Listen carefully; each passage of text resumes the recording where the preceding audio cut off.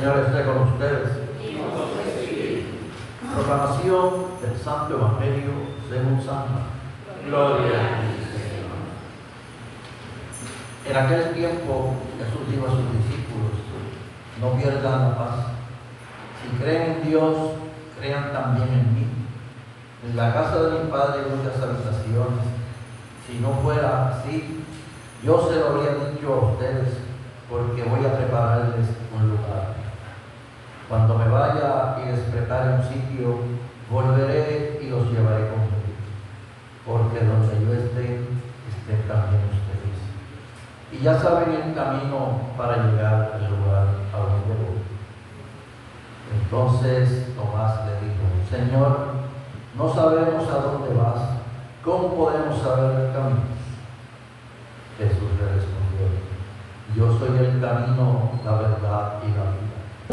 Nadie va al Padre si no es por mí. Si ustedes me conocen a mí, conocen también a mi Padre. Ya desde ahora lo conocen y lo aman. Le dijo Felipe: Señor, muéstranos al Padre y eso nos basta.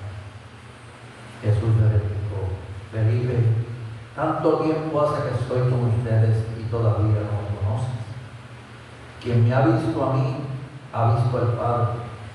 Entonces, ¿por qué dices, muéstranos al Padre? ¿O no crees que yo estoy en el Padre y que el Padre está en mí? Las palabras que yo les digo, no las digo por mi propia cuenta. Es el Padre que permanece en mí quien hace las obras. Créanme, yo estoy en el Padre y el Padre está en mí.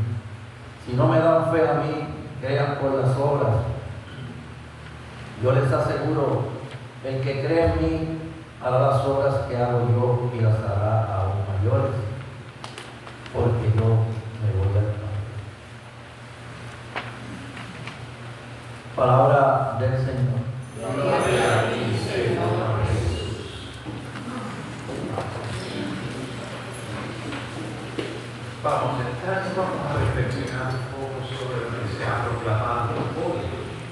Quinto domingo del tiempo de Pascua, como estaba diciendo al principio, conociendo al Hijo, caminando, conocemos al Señor, y conociendo al Señor conocemos al Padre. Antes de entrar en el Evangelio, unas puntualidades con la primera lectura, que hoy es la creación del ministerio del diaconado. El ministerio que nace es apostólico de los tiempos de los apóstoles y surge por la necesidad de que los apóstoles estaban ya, atender la administración de los bienes, la actividad. Cuando digo la administración de los bienes, obviamente no es pagar el servicio, pero tiene que haber otra serie de cosas, de las propiedades. La gente llevaba las cosas a los apóstoles tenían que repartirlas. Pero ¿qué pasa? Era tanta la gente que entonces, en ese trabajo, sin querer, podían discriminar. Esto siempre ha pasado toda la vida. Y es por eso es que entonces se quejaron. Se empezaron a quejar, sobre todo los gentiles frente a los judíos, frente a los gentiles, pero los gentiles frente a los judíos. Claro, los apóstoles eran judíos, claro, que tú eres uno de ellos.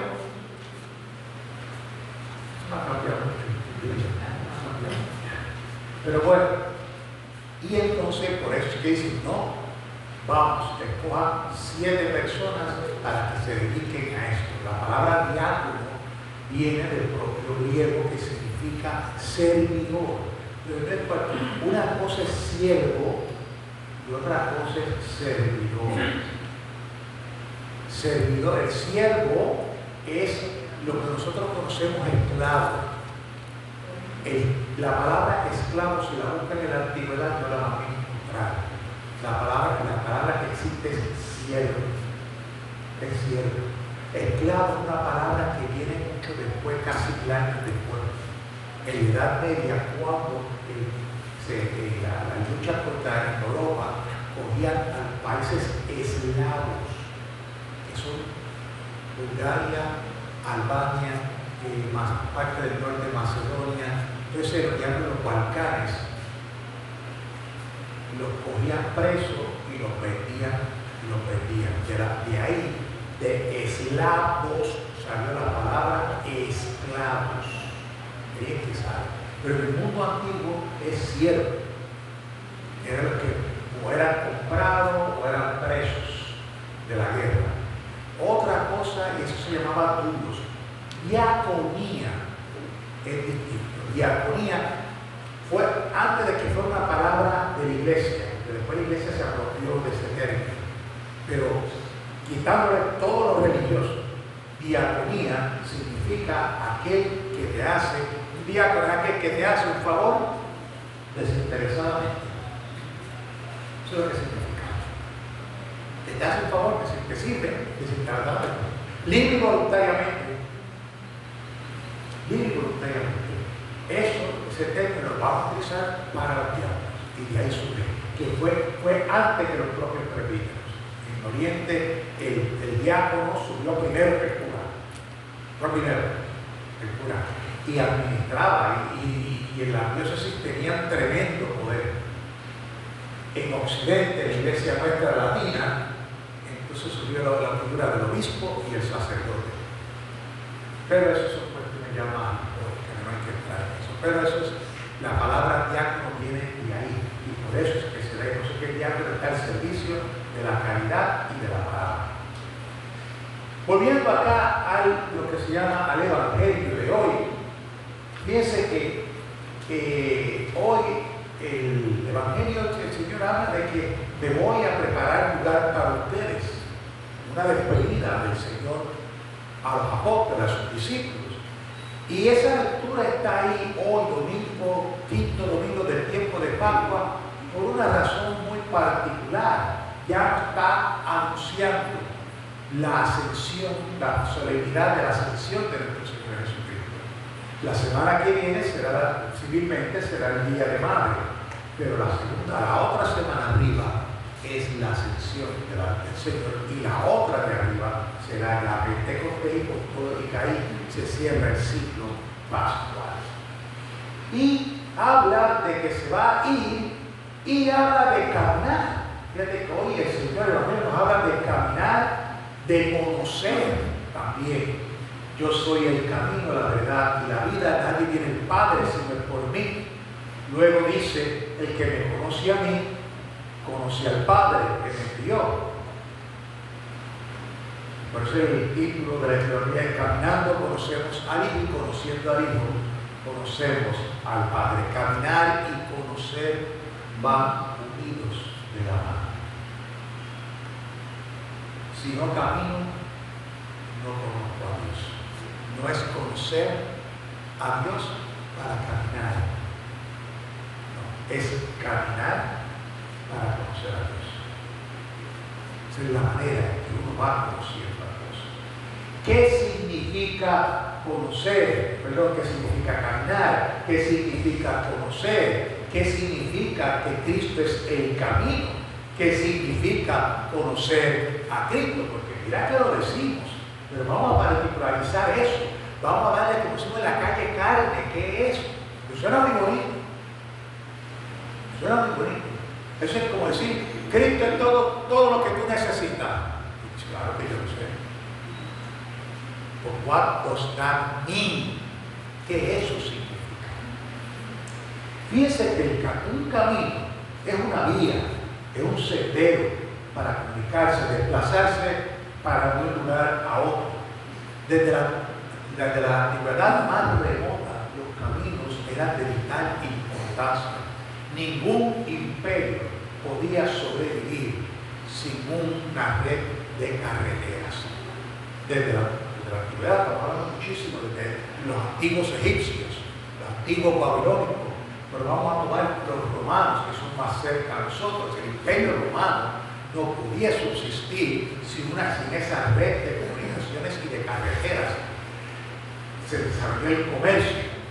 De hecho, gracias a esa red de carreteras, el evangelio se pudo propagar, porque los primeros cristianos, ¿qué es lo que hacían? Pues tomaban esos caminos e se desplazaban por todo el imperio a llevar el evangelio.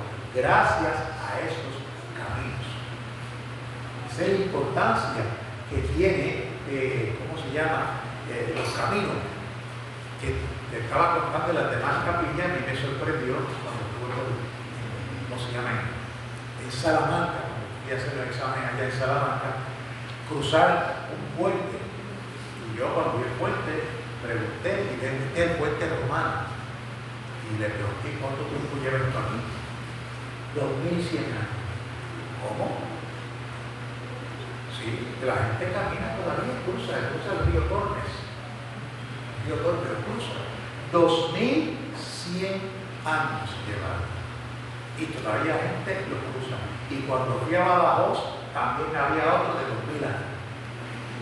Miren ver si esa carretera tan importante que casi toda Europa, toda la red de carretera de Europa sigue prácticamente las mismas rutas del antiguo imperio. Mira ver si es importante. Por eso es que las vías, los caminos, van a ser el símbolo, quizás el símbolo más universal de la existencia humana. Por esa razón, por la importancia que tenía, no se desarrollaba una vida social sin haber caminos. Tenía que haber caminos. Por eso es esa metáfora que define mejor la dinámica de la vida. Y si hay un camino para recorrer, y por eso es que caminar, peregrinar. De hecho, la palabra peregrino viene del término latino peregrini, que eran personas que caminaban por todo y no tenían ningún estatus social, no eran ciudadanos, ni eran esclavos, ni eran nada. De hecho, el esclavo o el siervo estaba en mejor condición social que el propio peregrino. El esclavo es verdad que tenía un amo, pero tenía donde comer, tenía donde vivir, tenía donde bañarse. Y si se enfermaba, el amo tenía que protegerlo, porque había invertido. El peregrino tenía que caminar por el imperio. Caminar. ¿Y dónde él iba para cuidarse? A un lugar que le llamaban parroquia. Allí dormía, allí comía, allí hablaba y después seguía. Y ahí sale la palabra parroquia. Pero ustedes lo que nosotros somos, ¿qué es nuestra historia? Por eso me molesta tanto cuando la gente viene a disparar de la baqueta. Me duele tanto. Esa idea de la peregrinación, vamos a verlo en Abraham. Abraham, sal de tu tierra y tu parentela, y ven, sal para que veas la tierra que te daré en herencia. Y estuvo caminando por toda la tierra de Canaán. El Antiguo Testamento, el camino era la metáfora más usada para el paso por la vida. La palabra Pascua viene del hebreo Pesha, que significa paso. Cuando tú caminas de un lado a otro. Caminar y caminar. Es un camino, pero es un camino guiado por Dios. Eso nunca se me olvida. El cual yo puedo aceptar o puedo rechazar. Siempre en la libertad de los hijos de Dios. Ya en el Antiguo Testamento los profetas exhortaban a apartarse del falso camino. Y los hombres piadosos, hombres de bien, hombres de Dios, y le pedían a Dios que demostrara el camino, la rectitud del camino. Y ya, fíjense que ya en los albores de la nueva alianza, con Juan el Bautista dirá: preparen los caminos al Señor. Dice cuán importante es un camino y caminar. Y la anuncio desde ahora: el peor enemigo de la vida espiritual es el sedentarismo espiritual. Creerme que ya con esto, y aquí nadie me mueve. Cuidado, con eso. ¿Qué pasa cuando el agua se posa? Se pudre, pero mientras está corriendo, la agua que corre es la agua viva. Voy a ser peor de sedentarizarme espiritualmente. En el Nuevo Testamento, y aquí es que viene lo nuevo, Cristo es la personificación. Ya el camino se hace una persona. Es la personificación. El camino que da acceso al Padre y a la vida eterna. Es la vía que nos abre, es la vía abierta entre Dios y los hombres. Pero la idea de que Cristo es el camino trasciende al mero trámite. O sea, Cristo es el camino, sí. ¿Pero qué significa ser camino? Porque no es, pues ya Cristo, la gente se fue al frente, abrió y ahora aquí voy yo. Eso no es.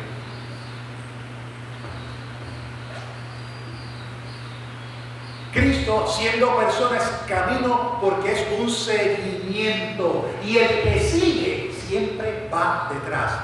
Porque si no va detrás, entonces no sigue. Entonces lidera. Si va al lado, acompaña. Si va al frente, lidera. Y aquí hablamos de seguimiento, de ir atrás. Es Él el camino. Es Él a quien sigo. Y Él va dando vueltas para aquí y vueltas para allá. Y es seguir su ejemplo. A veces hay que tomar la cruz. Cristo es un camino vivo y que se hace al andar. Por eso aquel viejo poema o canción, pues, caminante no hay camino, sino que se hace camino al andar. Y nada más cristiano que eso. Nunca lo dijo Cristo, pero eso más cristiano no puede ser. Y si le tuvieron un ateo, pues no se da cuenta que no es cristiano. Pero es así. Es Cristo el que va a llevar a uno. Y déjenme decirle, esto marcó tanto la espiritualidad de la fe cristiana, que nuestro primer nombre, lo decía la semana pasada, no fue cristiano. Nuestro primer nombre fue los del camino. Después, como a los años 80, por ahí, 90, casi 100 años después, que nos van a llamar cristianos en Antioquía. Pero acá siempre lo llamaron los del camino. Y de hecho, hay un ministerio dentro de la iglesia, un movimiento, quiero decir, que se llama el Camino Neocatecumenal, que se llaman, así mismo ellos se arrogan ese nombre, los del camino. Ese fue nuestro primero. Es un camino que hay que recorrer. Y es un camino que, fíjense, nunca sabemos hacia dónde nos lleva. Y aquí es que donde el conocimiento dice que si caminando conozco a Jesús, es caminando. En el mundo griego, y no voy a entrar mucho en detalle, en el mundo griego, y utilizo estas palabras porque los evangelios están escritos en griego. Y a veces utilizamos, y igual que en castellano, a veces utilizamos términos indistintamente y es muy normal. Es así, porque la diferencia es tan poca, pero hay veces que esos matices son incontables. Y sobre todo en la vida de Dios. Por ejemplo, ver y mirar. Hay gente que mira sin ver y hay gente que escucha sin oír. Para hablar de distinciones. Pero en la vida cotidiana, cuando hablamos, lo utilizamos indistintamente, no hay problema.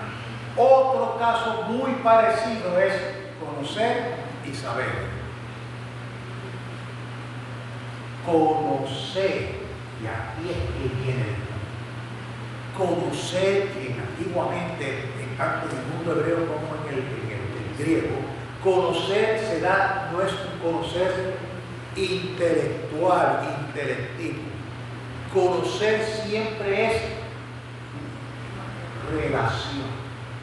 Se da en la relación, bien sea con un objeto o bien sea con una persona. Y aquí vamos a quedarnos con la persona porque es la persona de Cristo. Voy a conocer y se da en relación. Conocer significa que entro en relación con esta persona y voy adquiriendo poco a poco un conocimiento, y en la medida que la voy conociendo voy profundizando, y ahí está esa distinción entre conocer y saber. Cuando llego voy conociendo a esa persona y voy adquiriendo y la voy conociendo en profundidad, yo sé quién es esa persona. Mientras tanto, no nos estamos conociendo. Se utiliza mucho. Nos estamos conociendo. ¿Por qué? Porque quiero adquirir más información de ti. Eso es gnosis en griego. Y es lo que nos ocurre con nuestro Señor Jesucristo. Para conocer, para ir adquiriendo ese conocimiento más profundo, hay que caminar. Hay que caminar. No conozco a Cristo para empezar a caminar, sino que empiezo a caminar para conocer a Cristo. No es, como decía hace un tiempo atrás, no es creer, no es ver para creer, sino todo lo contrario. Creer para ver. Y es caminando que vamos conociendo al Señor. Claro que están las Sagradas Escrituras. Y con las Sagradas Escrituras vamos conociendo junto con la vida cotidiana, en ese caminar y seguir al Señor. Seguir, no acompañarnos y no liderarnos, sino seguir. Y aquí viene lo otro. Uno de los símbolos, y eso lo estudié por los de aquí, uno de los símbolos que a mí me encanta, estoy loco por conseguir, una vez tuve uno y me lo pidieron y pues me arrepentí de regalar. El símbolo de los símbolos que más retrata la vida, este caminar con Cristo, es el laberinto. Y se utilizaba mucho en la Edad Media. En unas catedrales, no me acuerdo el nombre de las catedrales en Europa, está el altar aquí y tiene un enorme laberinto. ¿Qué es un laberinto? Está el laberinto y está el Dédalo. Vamos a empezar con el laberinto. El laberinto es, creo que tiene una buena definición aquí. El laberinto es un camino sinuoso. Esto quiere decir que da vueltas aquí, da vueltas allá, y sigue para aquí, y sigue para otro lado, y te mueves para aquí, y te da vuelta y vuelta y vuelta y vuelta, y te mareas, te levantas, y ¿qué tengo que hacer? Caminar, y que hacer más vueltas todavía. Pero cuando esto se acaba, sigue caminando. Mira, pero, y a veces tú crees que vas a llegar al centro y cuando dices, ¡qué bueno, qué bueno, qué bueno! Y ahí es cuando veíamos. Pero ¿por qué se está aquí? ¿Por qué tú me mandas para atrás? Eso no tiene lógica, no puede ser así. Pero el Señor dice, no.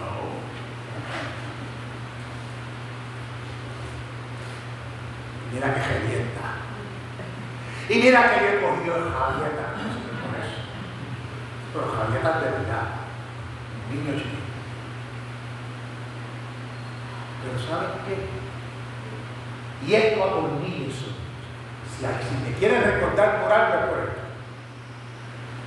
Ese laberinto, y esa es la característica esencial del laberinto, por más vueltas que des, llegarás al Señor.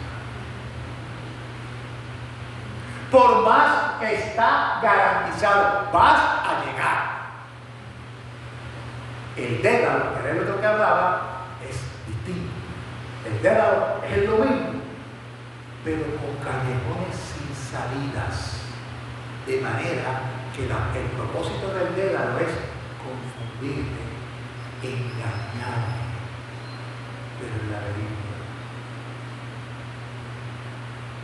Y es en ese pelear, discutir, caminar que vamos conociendo a Dios. Por eso, ¿sí?, la recriminación que hace el Señor a Tomás.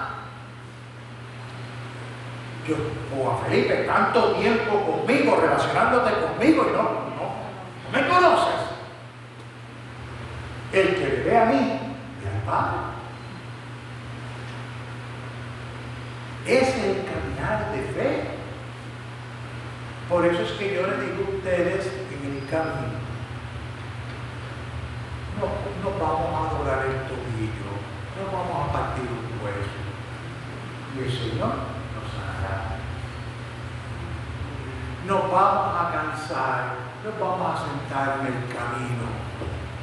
Y el Señor volverá y nos dará.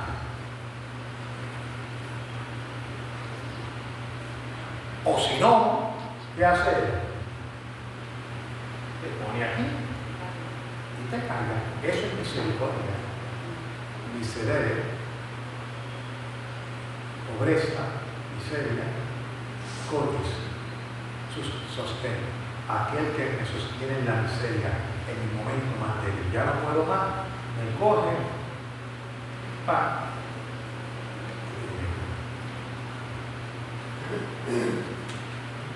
mientras estemos en el camino, y sigamos, vamos a llegar al Señor. Claro, vamos a llegar. Pero mientras nos retiremos y salgamos, vamos a volver. Eso sería, como dice la segunda lectura, rechazar la piedra. Los arquitectos que rechazaron la piedra.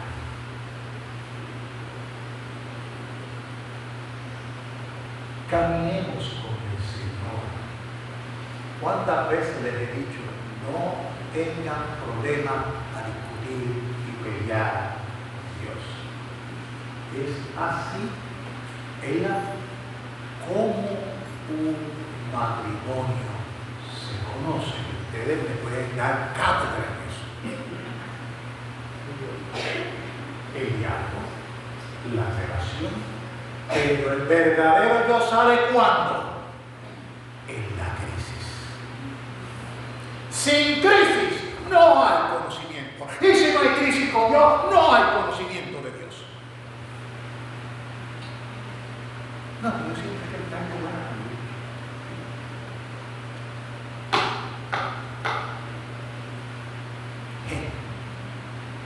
y verdad que cuando esas peleas, esas discusiones en matrimonio, cuando llega la reconciliación, qué buena es, ¿verdad que sí? Ahora dice, ¿verdad que sí? Porque no sabe lo hermoso cuando uno se reconcilia con Dios y te das cuenta que un padre te abraza. Tú crees que él está molesto y sabes que te abraza tal cual es. Pero hay que pasar por esa pelea.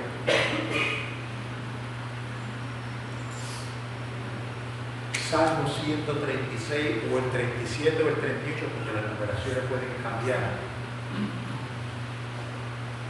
El pueblo de Israel se tuvo que ir al exilio. Como ya he dicho, que eso fue una de las experiencias más traumáticas. Que al irse al exilio, ¿cómo es posible que tú, Señor Dios, que somos tu pueblo, veas de tu rebaño, nos dijiste que nos ibas a proteger y ahora estamos aquí en el exilio? Ahora nos quedamos sin la soga y sin la cabra. Porque ahora estamos en un país extranjero y la tierra nuestra la perdimos. Y el país extranjero tú no puedes adorar a Dios. Por eso es que nacen las sinagogas. No podía ofrecer sacrificio. Tenía que venir la sinagoga y por eso que se estudia la ley. Antes del exilio todo era el templo y los sacrificios. Con el exilio es que entonces se empieza a leer la ley. ley. Y el salmista en el 100, ese salmo va a decir, junto a los canales de Babilonia colgábamos nuestras cítaras, como cantar un cántico a Sion en tierra extranjera.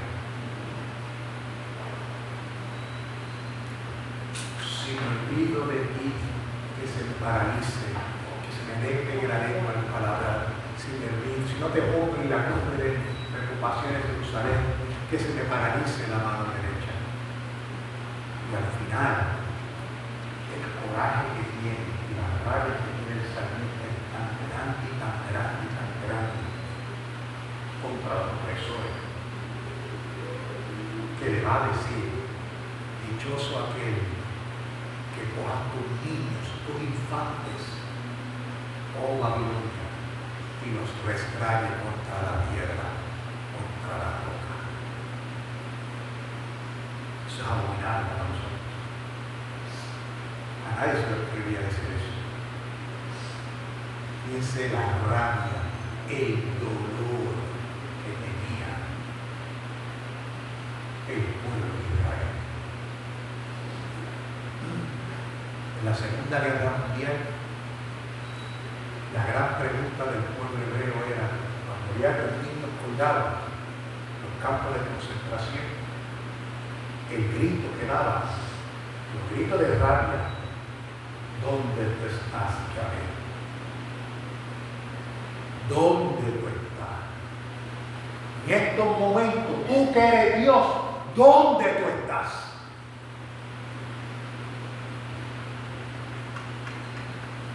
Sacaban toda su vida. Sacaban toda su vida. Por eso es que pelear con Dios no es ningún problema. Es en la crisis que nos conocemos. Es en la crisis que yo me conozco.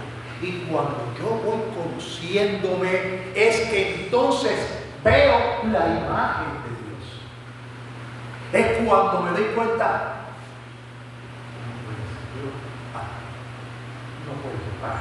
No puede ser. Ahí es que se alumbra la luz y uno dice, no, por ahí no puede ser. Pero si no llego a la crisis, no conozco a Dios, pero es caminando, eso será caminando. Caminando con Dios. Por eso, hermanos y hermanas, caminemos. Él es el buen pastor. Él llama a sus ovejas.